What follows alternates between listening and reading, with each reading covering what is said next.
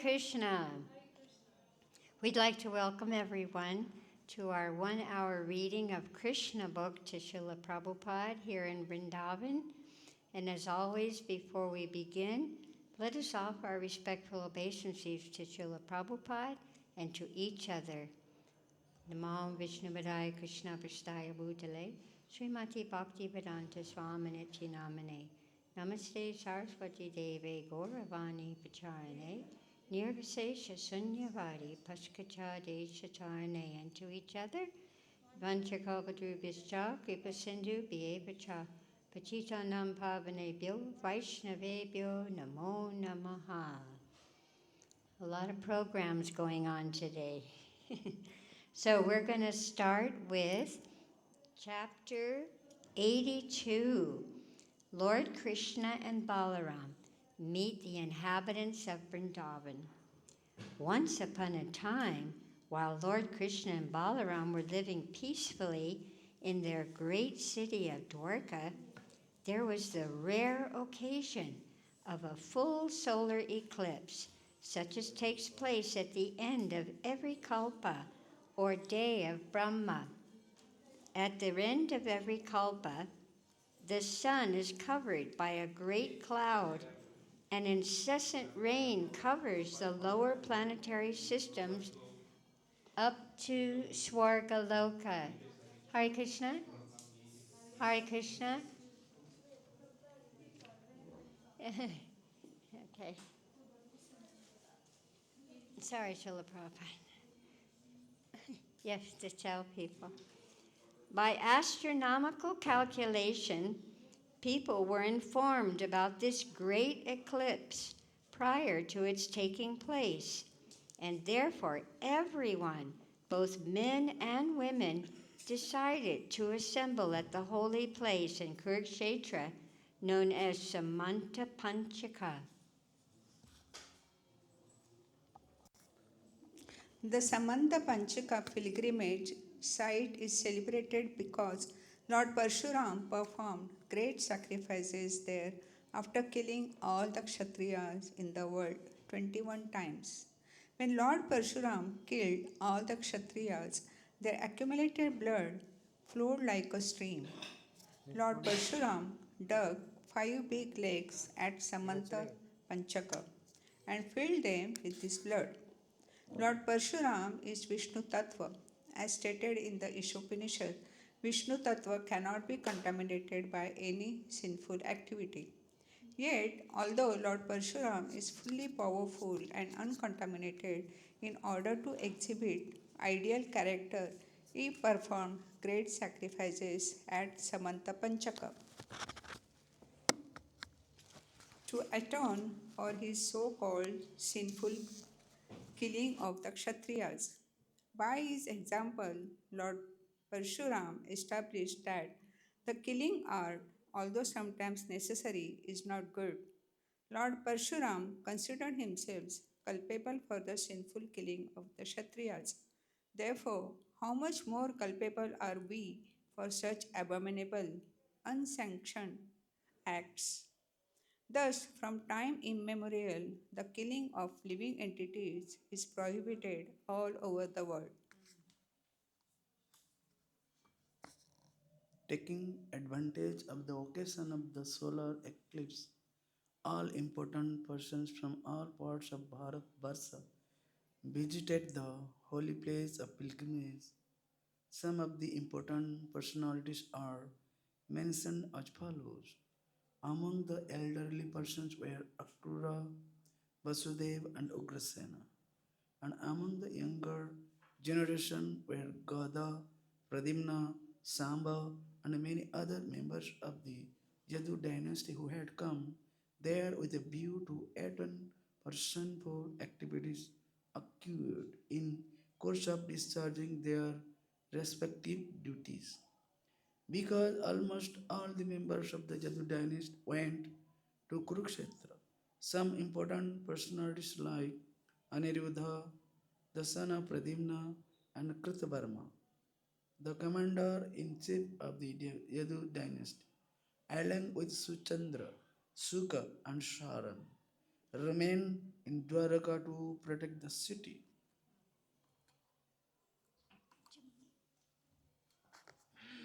All the members of the Yadu dynasty were naturally very beautiful, yet, on this occasion, when they appeared duly decorated with gold necklaces and flower garlands, dressed in valuable clothing, and properly armed with their respective weapons, their natural beauty and personalities were 100 times enhanced.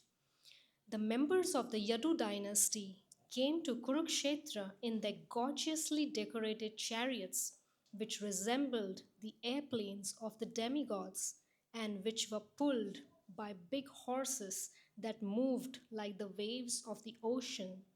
Some Yadus rode on sturdy, stalwart elephants that moved like the clouds in the sky. Their wives were carried on beautiful palanquins by beautiful men whose features resembled those of the Vidyadharas. The entire assembly looked as beautiful as an assembly of the demigods of heaven.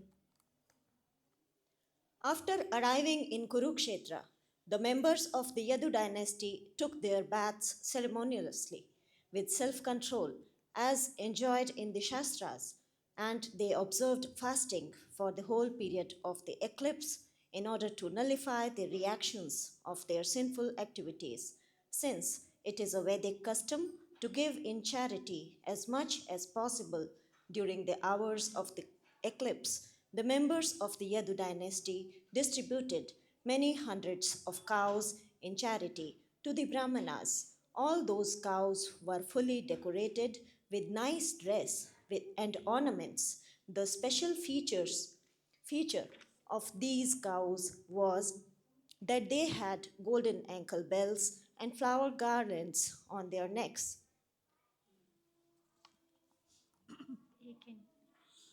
After the eclipse, all the members of the Yadu dynasty again took their baths in the lakes created by Lord Parshuram.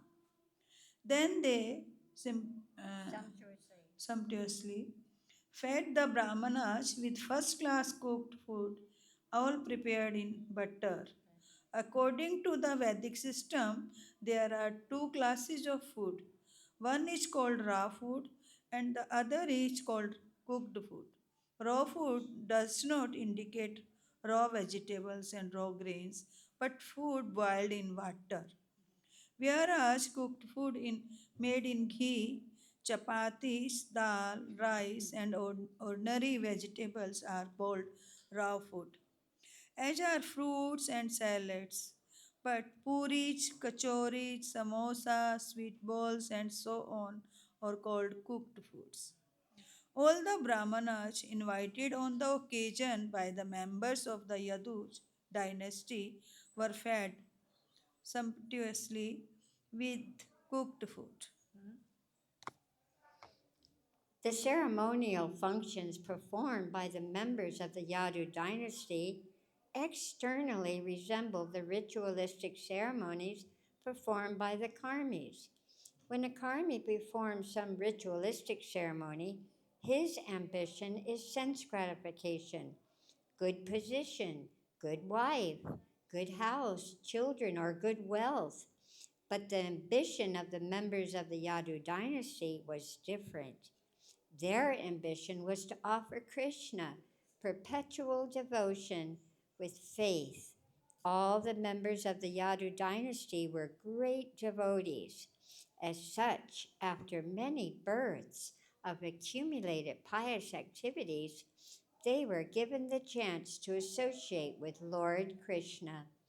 In going to take their baths in the place of pilgrimage at Kurukshetra, in observing the regulative principles during the solar eclipse, or in feeding the Brahmanas, in all their activities, they simply thought of devotion to Krishna. Their ideal worshipable Lord was Krishna and no one else. After the Brahmanas are fed, it is a custom for the host, with their permission, to accept prasadam. Thus, with the permission of the Brahmanas, all the members of the Yadu dynasty took lunch. Then they selected resting places underneath big shady trees. And when they had taken sufficient rest, they prepared to receive visitors, among whom were relatives and friends, as well as many subordinate kings and rulers.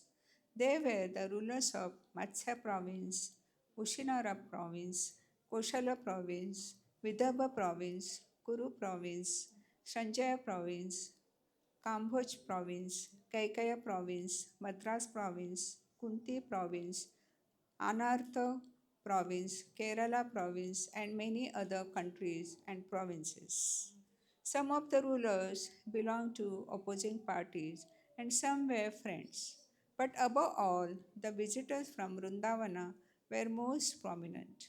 The residents of Vrindavan, headed by Nanda Maharaj, had been living in great anxiety because of separation from Krishna and Balram.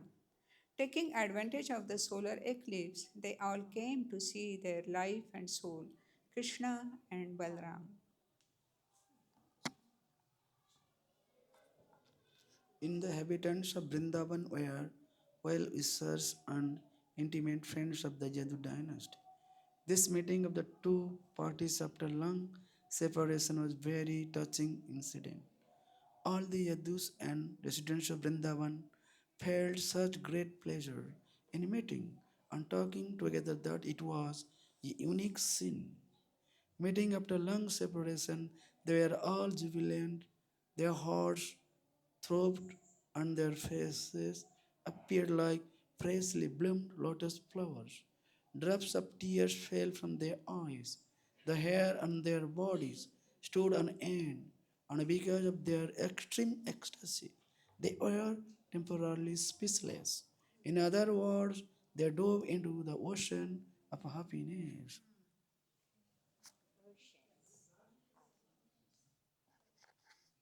While the men were meeting in that way, the women also met one another in the same manner. They embraced one another in great friendship, smiling very mildly, and looked at one another with much affection. When they were embracing one another in their arms, the saffron and kumkuma spread on their breasts was exchanged from one person to another, and they all felt heavenly ecstasy. Due to such heart to heart embracing, torrents of tears glided down their cheeks. The juniors were offering obeisances to the elders, and the elders were offering their blessings to the juniors. Thus, sorry, they thus welcomed one another and asked after one another's welfare. Ultimately, however, all their talk was only of Krishna. All the neighbors and relatives were connected with Lord Krishna's pastimes in this world, and as such, Krishna was the center of all their activities. Whatever activities they performed, social, political, religious, or conventional, were transcendental. The real elevation of human life rests on knowledge and renunciation. As stated in the first canto of Srimad Bhagavatam, devotional service rendered to Krishna automatically produces perfect knowledge and renunciation. The family members of the Yadu dynasty and the cowherds of Vrindavan had their minds fixed on Krishna. That is the symptom of perfect knowledge. And because their minds were always engaged in Krishna, they were, they were automatically freed from all material activities. This stage of life is called Yukta Vairagya, as enunciated by Srila Rup Goswami. Knowledge and renunciation, therefore, do not mean dry speculation and renunciation of activities. Rather, one must start speaking and acting only in relationship with Krishna.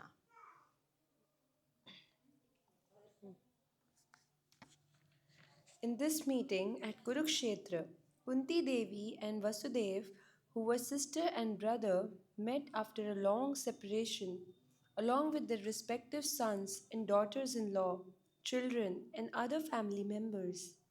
By talking among themselves, they soon forgot all their past miseries. Kunti Devi specially addressed her brother Vasudev as follows: My dear brother, I am very unfortunate because not one of my desires has ever been fulfilled. Otherwise, how could it happen that although I have such a saintly brother as you, perfect in all respects, you did not inquire from me as to how I was passing my days in a distressed condition of life? It appears that Kunti Devi was remembering the miserable days when she had been banished with her sons through the mischievous plans of Dhritarashtra and Duryodhan. She continued, My dear brother, I can understand that when Providence goes against someone, even one's nearest relatives forget him. In such a condition, even one's father, one's mother, or one's own children will forget him. Therefore, my dear brother, I do not accuse you. Vasudev replied to his sister, My dear sister, do not be sorry and do not blame me in that way. We should always remember that we are all only twice in the hand of providence. Everyone is under the control of Supreme Personality of Godhead. It is under his control only that all kinds of fruitive action and their reactions take place. My dear sister, you know that we were very much harassed by King Kansa and by his persecution we were scattered here and there. We were always full of anxieties. Only in the last few days have we returned to our own places by the grace of God. After this conversation, Vasudeva and Ugrasena received the kings who came to see them, and they warmly welcomed them all. Seeing Lord Krishna present on the spot, all the visitors felt transcendental pleasure and became very peaceful. Some of the prominent visitors were as follows: Bhishmadev, Dronacharya, Dhritarashtra, Duryodhana, Gandhari, along with her sons, King Yudhisthira along with his wife, and the Pandavas along with Kunti, as well as Sanjay, Vidura, Kripacharya, Kunti Bhoja, Virata, Bhishmaka, King Nagrajit, Purajit, Drupada, Satya, Drishtaketu, the king of Kashi, Dhamaghosh, Vitalaksha, the king of Matilla, the king of Madras, formerly known as Madra, the king of Kekeya, Udamanyu, Sudama, Bahika, along with his sons, and many other rulers subordinate to King Yudhisthira. When the visitors saw Lord Krishna with his thousands of queens, they were fully satisfied at the sight of such beauty and transcendental opulence. All who were there personally visited Lord Balram and Krishna, and being properly welcomed by them, they began to glorify the members of the Yadu dynasty, especially Krishna and Balram. Because Ugrasen was the king of Bhojas, he was considered the chief Yadu, and therefore the visitors specifically addressed him: Your Majesty Ugrasena, king of the Bhojas, factually the Yadus are the only persons within this world who are perfect in all respects. All glories unto you, all glories unto you.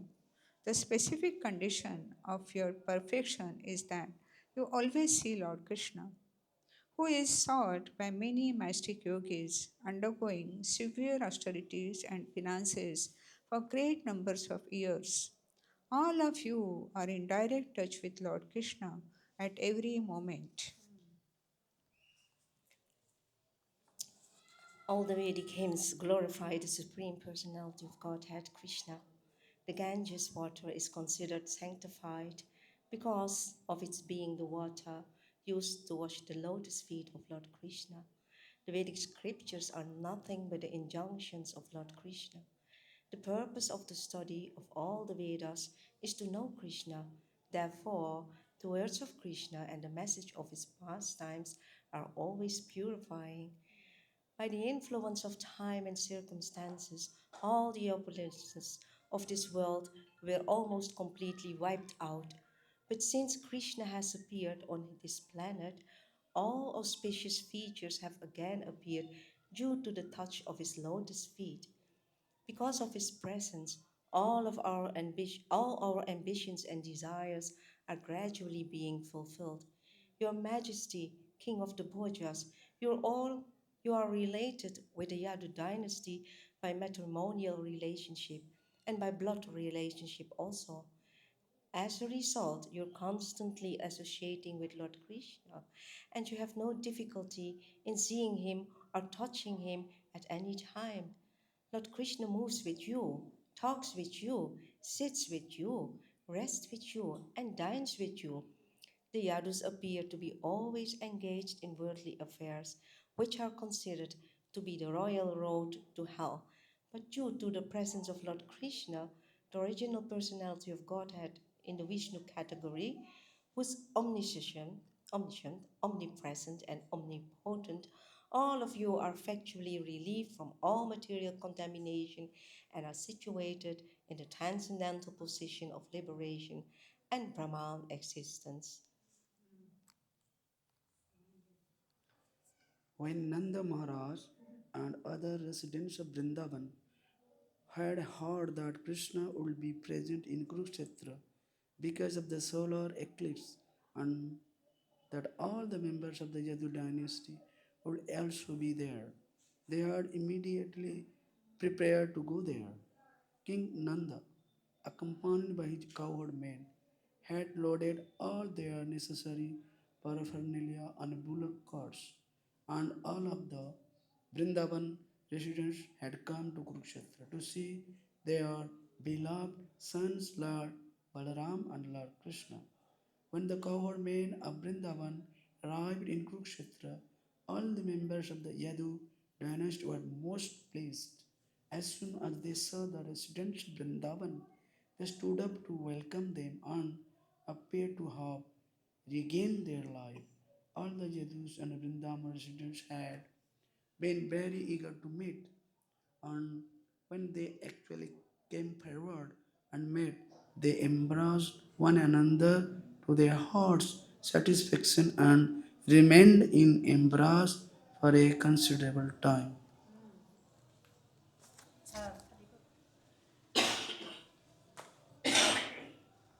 As soon as Vasudev saw Nanda Maharaj, Vasudev jumped up and ran over to him and embraced him very affectionately. Vasudev began to narrate his own past history, how he had been imprisoned by King Kamsa, how his babies had been killed, how immediately after Krishna's birth he had carried Krishna to the place of Nanda Maharaj, and how Krishna and Balram had been raised by Nanda Maharaj and his queen Yashoda as their own children. Similarly, Lord Balram and Krishna also embraced King Nanda and Mother Yashoda, and then they offered upon their respects onto their lotus feet by bowing down. Because of their feeling affection for Nanda and Yashoda, Lord Krishna and Balram became choked up, and for a few seconds they could not speak. The most fortunate king, Nanda, and Mother Yashoda placed their sons on their laps and began to embrace them to their full satisfaction.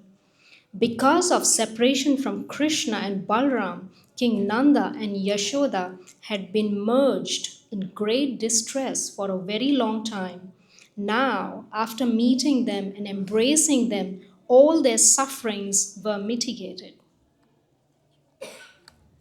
After this, Krishna's mother Devaki and Balram's mother Rohini both embraced Mother Yashoda. They said, "Dear Queen Yashoda Devi, you and Nanda Maharaj have been great friends to us, and when we remember you, we are immediately overwhelmed by the thought of your friendly activities. We are so indebted to you that even if we were to return your benediction by giving you the opulence of the King of Heaven, it would not be enough to repay you for your friendly behavior. We shall never forget your kindly behavior toward us.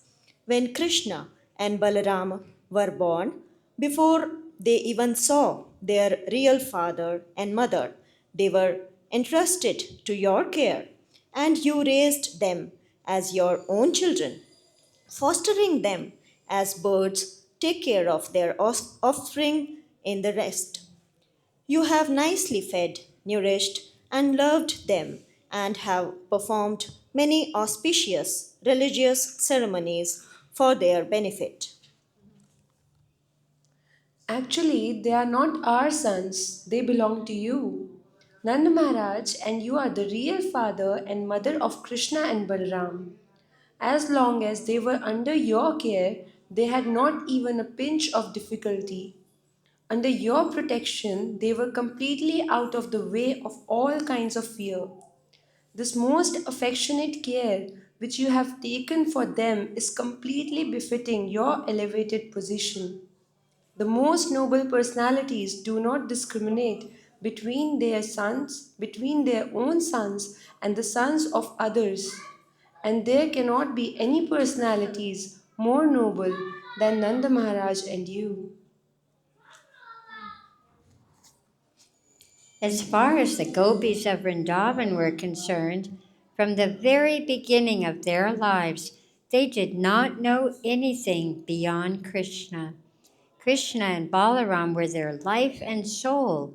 The gopis were so attached to Krishna that they could not tolerate not seeing him, even momentarily, when their eyelids blinked and impeded their vision. They condemned Brahma, the creator of the body, because he foolishly made eyelids which blinked and checked their seeing Krishna. Because they had been separated from Krishna for so many years, the gopis, having come along with Nanda Maharaj and Mother Yashoda, felt intense ecstasy upon seeing Krishna. No one can even imagine how eager the gopis were to see Krishna again.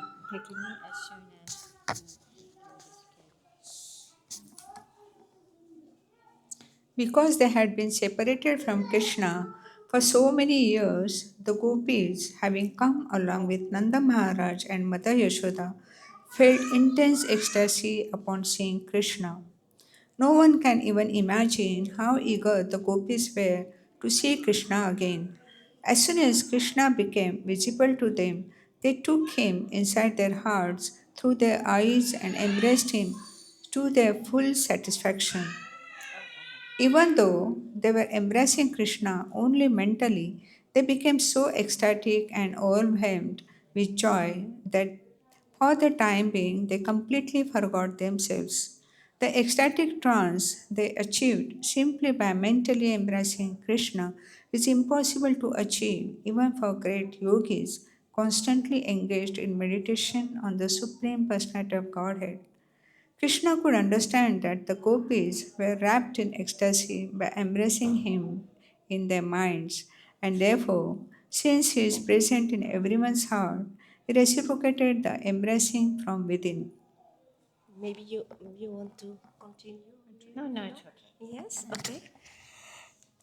Krishna was sitting with Mother Yasoda and his other mothers, Devaki and Rohini, but when the mothers engaged in talking, he took the opportunity and went to a secluded place to meet the gopis. As soon as he approached the gopis, the Lord smiled And after embracing them and inquiring about their welfare, he began to encourage them, saying, "My dear friends, you know that Lord Balaram and I left Vrindavan just to please our relatives and family members. Thus, we were long engaged in fighting with our enemies, and were obliged to forget you, who were so much attached to me in love and affection. I can understand that I have been ungrateful to you, but still I know that you are faithful to me. May I inquire if you have been thinking of us, although we had to leave you behind? My dear gopis, do you now dislike remembering me, considering me to have been ungrateful to you? Do you take my misbehavior with you very seriously?" After all, you should know that it was not my intention to leave you. Our separation was ordained by Providence, who, after all, is the supreme controller and does as he desires. He causes the intermingling of different persons and again disperses them as he desires. Sometimes we see that a strong wind will mingle together clouds, atomic particles of dust, of broken pieces of cotton, and after the strong wind subsides, all the clouds, particles of dust, and pieces of cotton are again separated, scattered in different places. Similarly, the Supreme Lord is the creator of the everything. The objects we see are different manifestations of His energy. By His supreme will, we are sometimes united and sometimes separated. We can therefore conclude that ultimately we are absolutely dependent on His will. Fortunately, you have developed loving affection for me, which is the only way to achieve the transcendental position of association with me.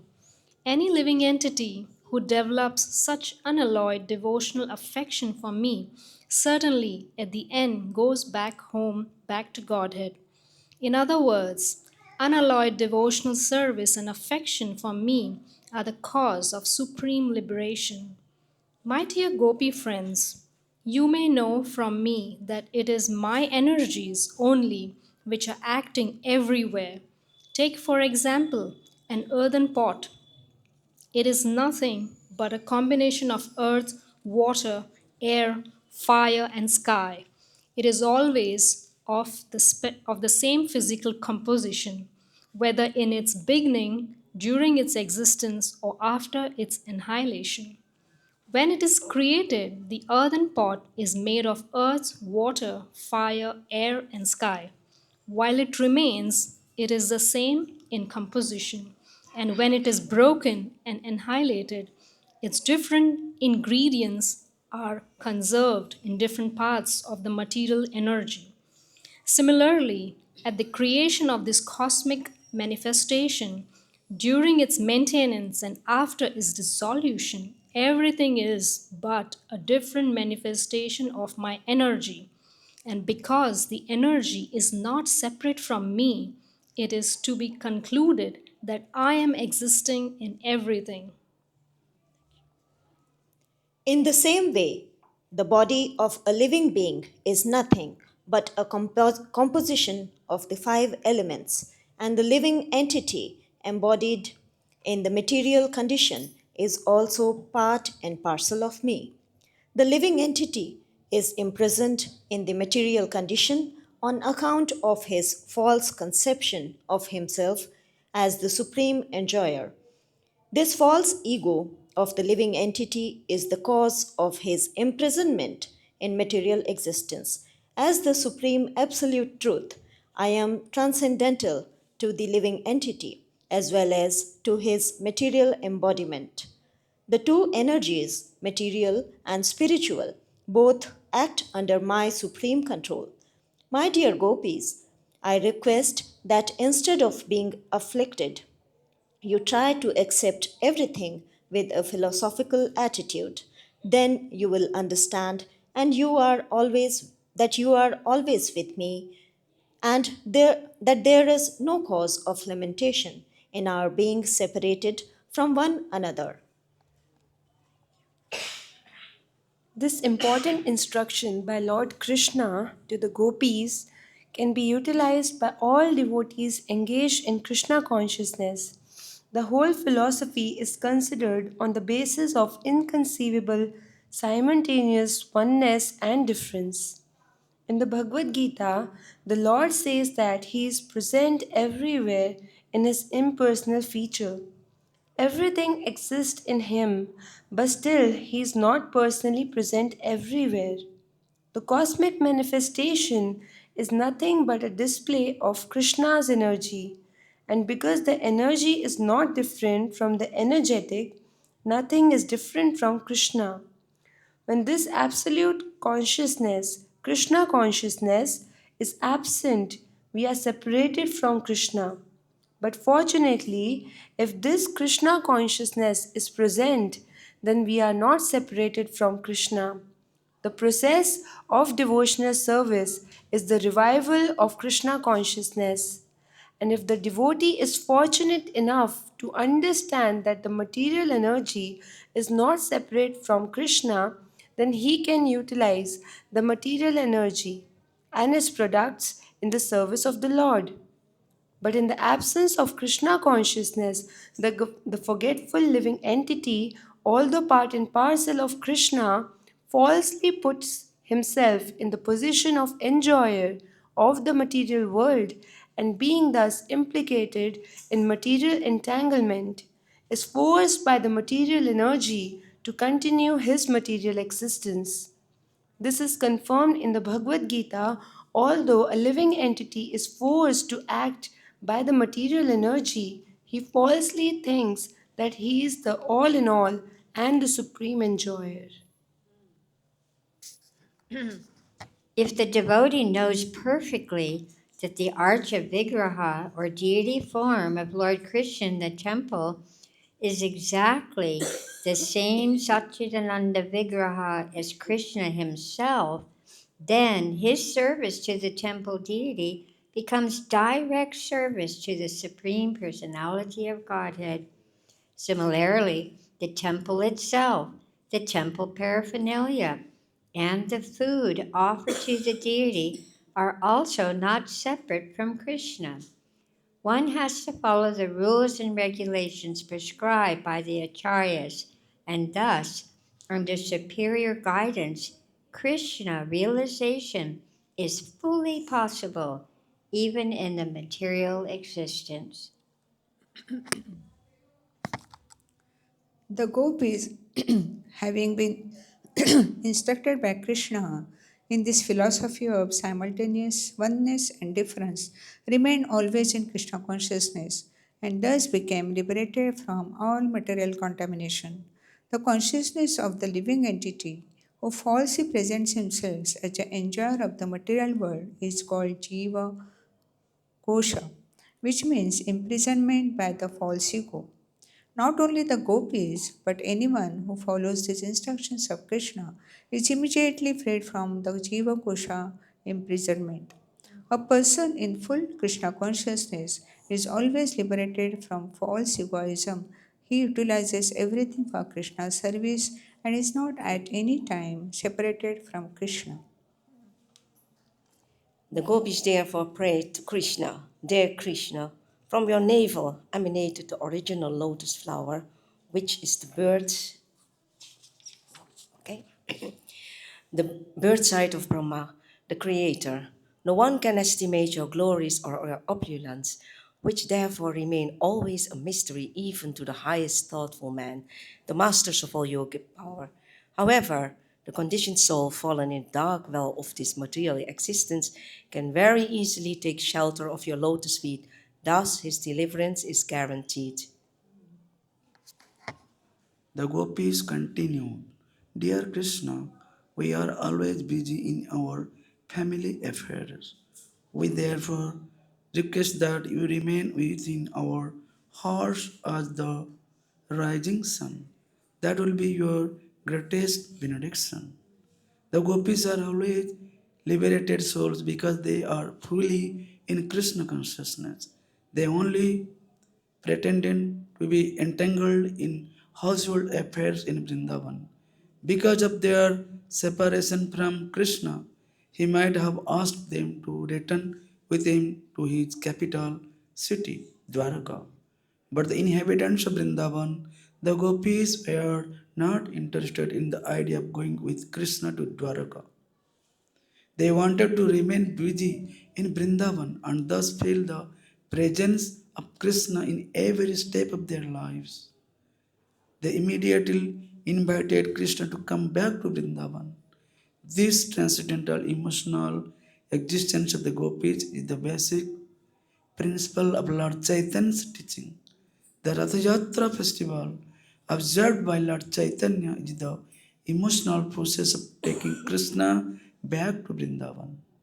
Srimati Radharani refused to go with Krishna to Dwaraka to enjoy his company in the atmosphere of royal opulence, for she wanted to enjoy his company in the original Vrindavan atmosphere. Lord Krishna, being profoundly attached to the gopis, never goes away from Vrindavan, and the gopis and other residents of Vrindavan remain fully satisfied in Krishna consciousness. Thus ends the Bhakti-Vedanta purport of the 82nd chapter of Krishna. Lord Krishna and Balaram made the inhabitants of Vrindavan.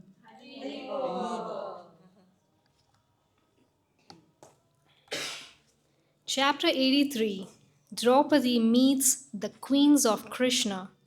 There were many visitors who came to see Krishna, and among them were the Pandavas, headed by King Yudhishthir.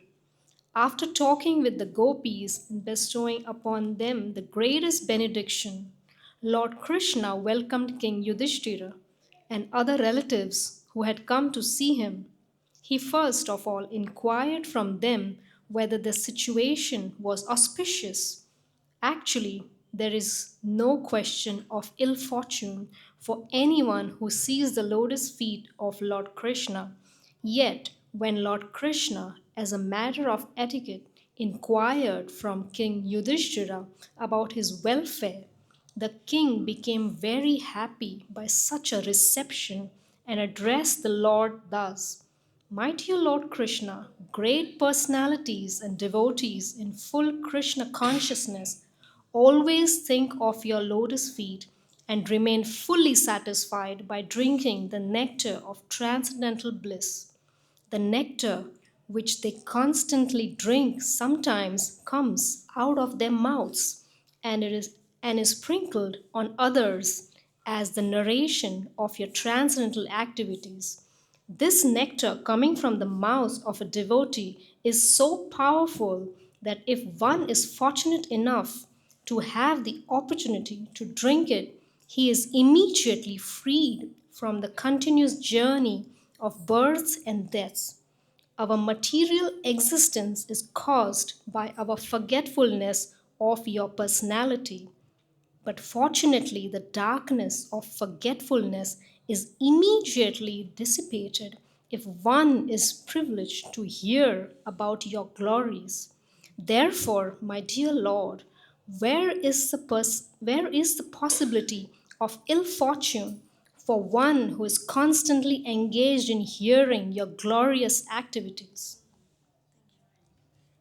Since we are fully surrendered unto you and have no other shelter than your lotus feet, we are always confident of our good fortune.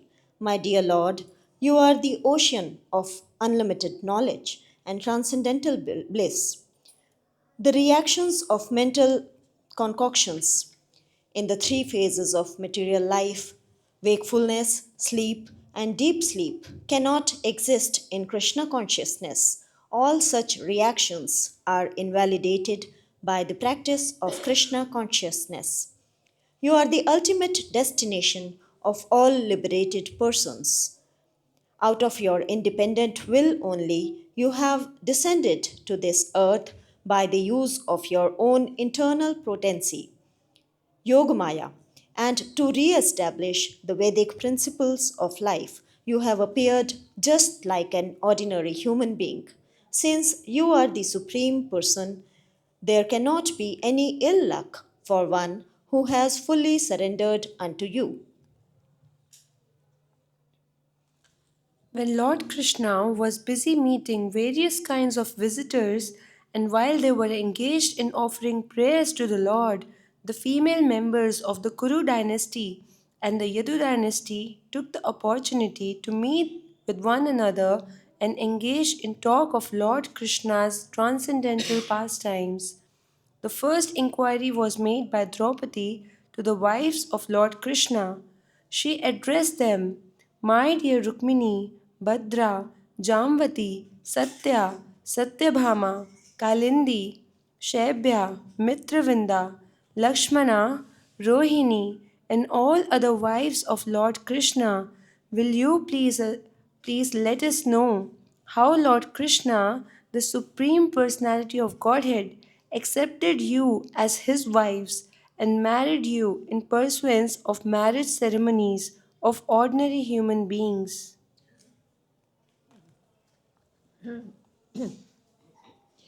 To this question, the chief of the queens, Rukmini Devi, replied, "My dear Draupadi, it was practically a settled fact that princes like Jarasandha wanted me to marry King Shishupal, and as is usual, all the princes present during the marriage ceremony were prepared with their armor and weapons to fight with any rival who dared to stop the marriage. But the Supreme Personality of Godhead kidnapped me the way a lion takes away a lamb from the flock. This was not, however, a very wondrous act for Lord Krishna, because anyone who claims to be a great hero or king within this world is subordinate to the lotus feet of the Lord. All kings touch their helmets to the lotus feet of Lord Krishna. My dear Draupadi, it is my eternal desire that life after life I be engaged in the service of Lord Krishna, who is the reservoir of all pleasure and beauty.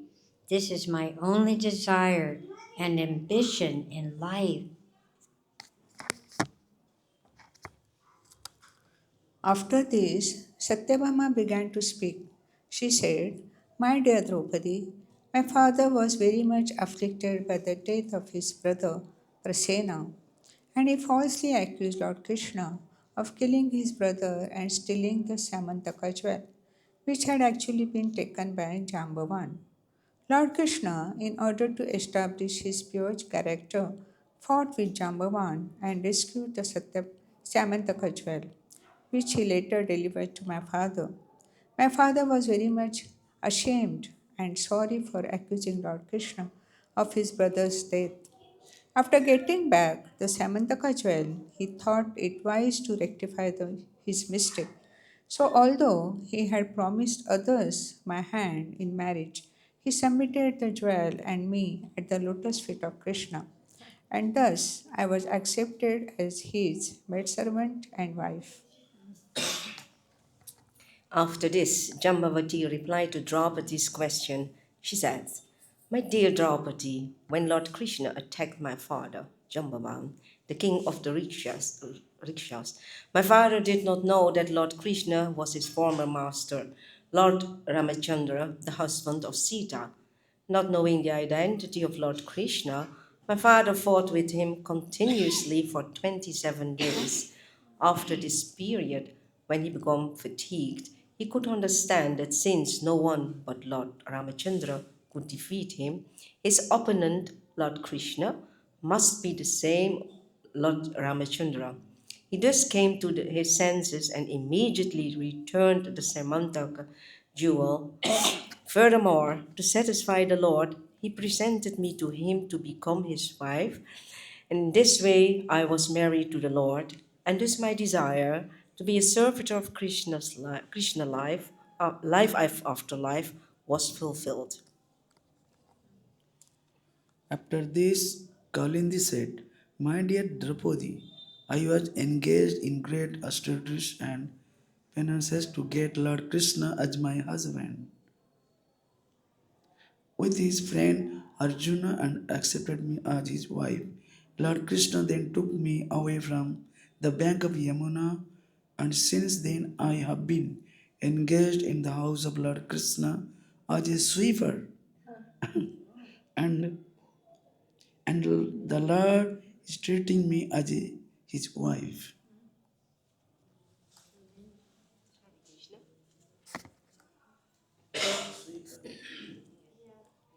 After this, Mitravinda said, "My dear Draupadi, there was a great assembly of princes at my Swayamvara ceremony, the personal selection of a husband.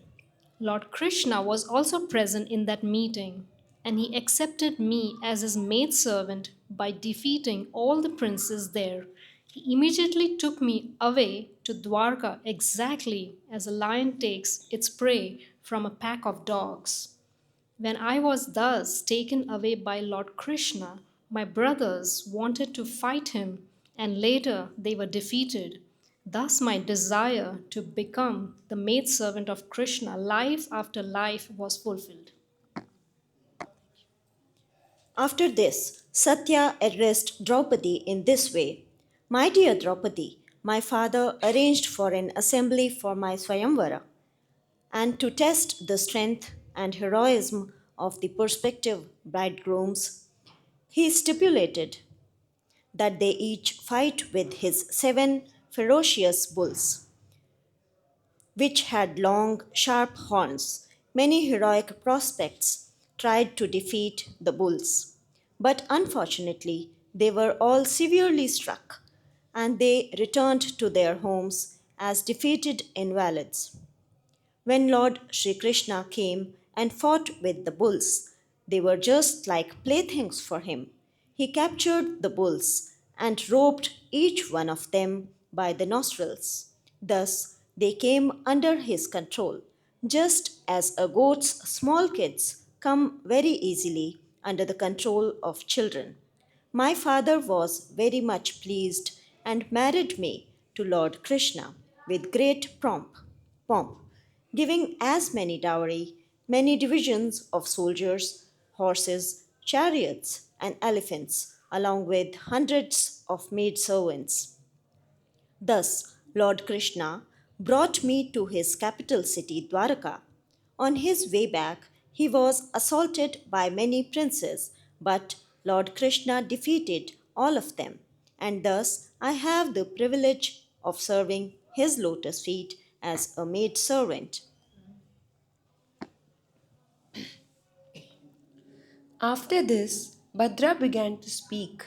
She said, My dear Draupadi, Lord Krishna is the son of my maternal uncle. Unfortunately, I became attracted to his lotus feet. When my father understood these feelings of mine, he personally arranged for my marriage, inviting Lord Krishna to marry me and giving him in dowry one akshauhini or division of armed forces along with many maidservants and other royal paraphernalia. I do not know whether I shall be able to have the shelter of Lord Krishna life after life, but still I pray to the Lord that wherever I may take my birth, I may not forget my relationship with his lotus feet. Then Lakshmana said, My dear queen, many times I heard the great sage Narada glorifying the pastimes of Lord Krishna. I became attracted to the lotus feet of Krishna when I heard Narada say that the goddess of fortune Lakshmi was attached to his lotus feet. Since then, I have always been thinking of him, and thus my attraction for him has increased. My dear queen, my father was very affectionate toward me. When he understood that I was attracted to Krishna, he devised a plan like that devised by your father during the Swayambara, The prospective bridegrooms had to pierce the eyes of a fish with their arrows. The difference between the competition in your Swayambara and mine was that in yours, the fish was hanging openly on the ceiling in clear view, but in mine, the fish was covered and could be seen only by its reflection in a pot of water. That was a special feature of my Swayambara.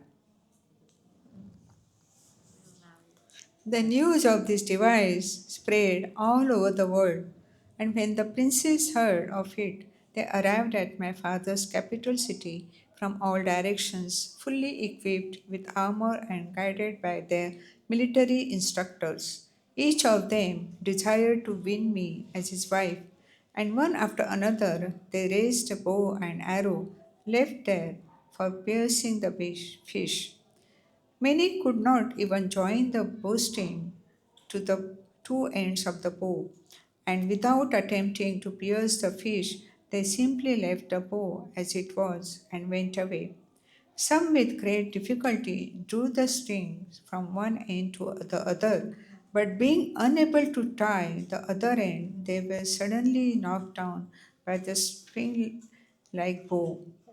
My dear queen, you will be surprised to know that in my Swayamvar meeting there were many famous kings and heroes present. Heroes like Jarasandh, Ambarshta, Shishupal, Bhimasena, Duryodhan, and Karna were, of course, able to string the bow, but they could not pierce the fish because it was covered and they could not trace it out from the reflection. The celebrated hero of the Pandavas, Arjuna, was able to see the reflection of the fish on the water, but although with great care he traced out the location of the fish and shot an arrow. He did not pierce the fish in the right spot, but his arrow at least touched the fish, and so he proved himself better than all the other princes. All the princes who tried to pierce the target were disappointed, being baffled in their attempts, and some candidates even left the place without making an attempt. But when at last Lord Krishna took up the bow, he was able to tie the bowstring very easily, just as a child plays with a toy. Louder? Oh, okay. Just like a child plays with a toy. He placed the arrow, and looking only once at the reflection of the fish in the water, he shot the arrow, and the pierced fish immediately fell down. This victory of Lord Krishna was accomplished at noon during the moment called Abhijit, which is astronomically calculated as auspicious. At the time, the vibration of Jai Jai was heard all over the world, and from the skies came sounds of drums beaten by the denizens of heaven. Great demigods were overwhelmed with joy and showered flowers on the earth. Another time is over. You complete?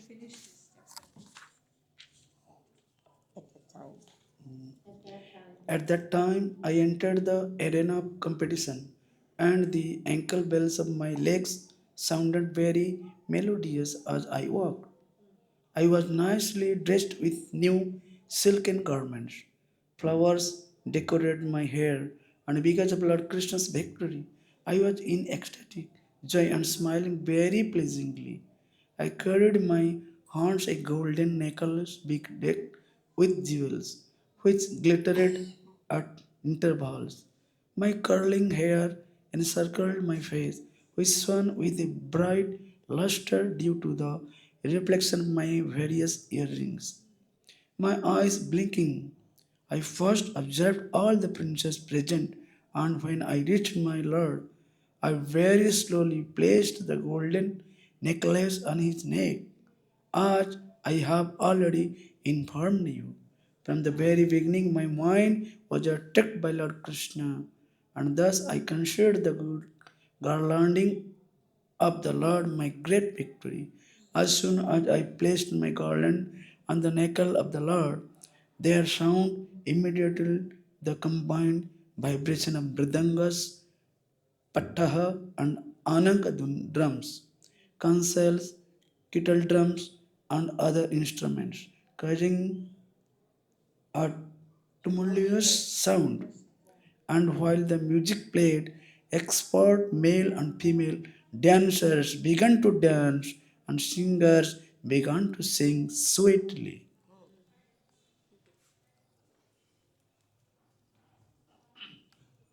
My dear Draupadi, when I accepted Lord Krishna as my worshipable husband and he accepted me as his maidservant, there was a tumultuous roaring among the disappointed princes.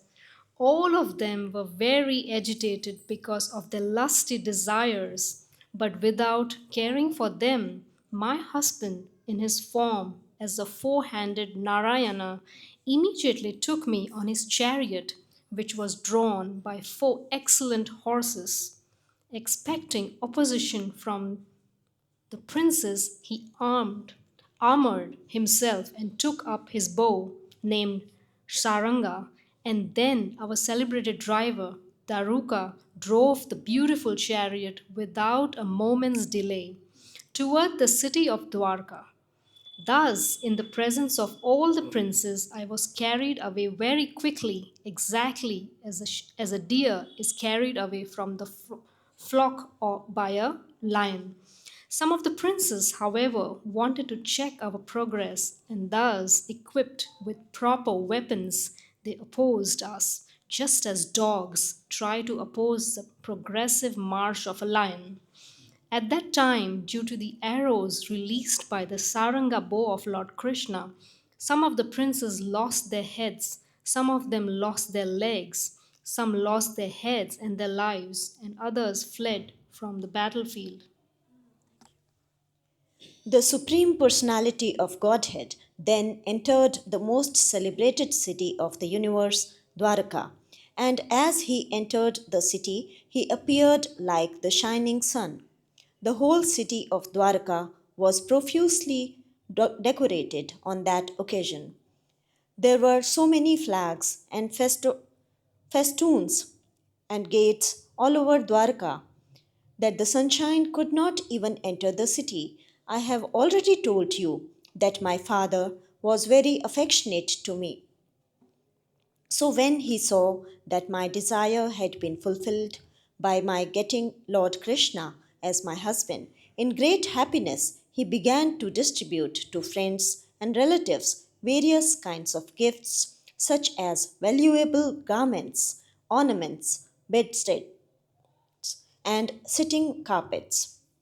Lord Krishna is always self sufficient, yet my father, out of his own accord, offered my husband a dowry consisting of riches, soldiers, elephants, chariots, horses, and many rare and valuable weapons. He presented all these to the Lord with great enthusiasm.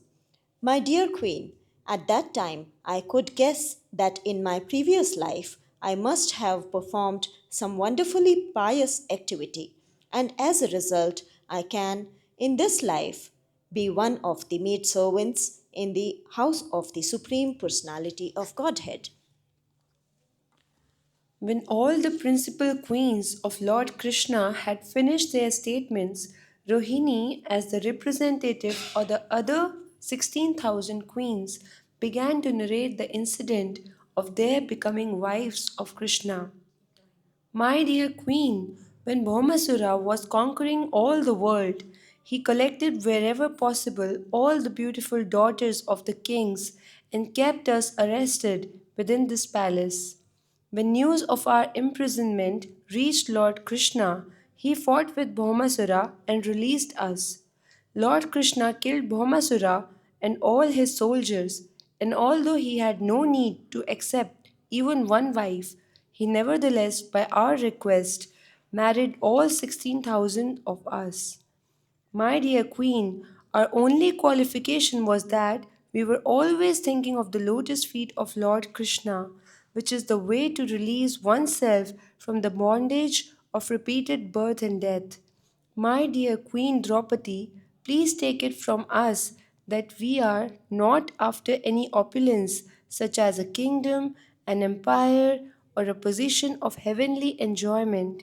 We do not want to enjoy such material opulences, nor do we desire to achieve the yogic perfections, nor the exalted post of Lord Brahma, nor do we want any of the different kinds of liberation, sarupya, salokya, sarsti, samipya, or sayujya.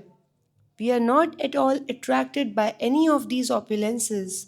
Our only ambition is to bear on our heads, life after life, the dust particles attached to the lotus feet of Lord Krishna.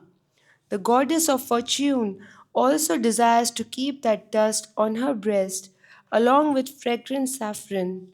We simply desire this dust, which accumulates underneath the lotus feet of Krishna as he travels on the land of Vrindavan as a cowherd boy. The gopis, especially, and also the cowherd men and the aboriginal, aboriginal tribes women also desired to become the grass and straw on the streets of Vrindavan, to be trampled on by the lotus feet of Krishna. My dear Queen, we wish to remain as such, life after life, without any other desire. Thus ends the Bhaktivedanta purport of the 83rd chapter of Krishna. Draupadi meets the queens of Krishna. So, my dear devotees, that concludes our 1 hour of reading to Srila Prabhupada. Thank you, Srila Prabhupada, for allowing us to come and read your Krishna book to you. As we always do, let us offer our respectful obeisances to Srila Prabhupada and to each other. Nama Om Vishnu Padaya Krishna Prastaya Bhutale Srimati Bhaktivedanta Swaminiti Namane Namaste Saraswati Deve Gauravani Pacharane Nirvasesha Sunyavadi Paskachade Satarane, and to each other.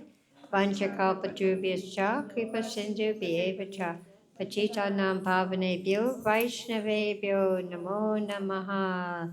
Jai Srila Prabhupada, Jai Krishna Bhak Shri Gauda Bhaktavinda Ki Jai. Hare Krishna, Krishna Krishna, Hare Hare, Hare Rama, Rama Rama, Hare Hare, Hare Krishna.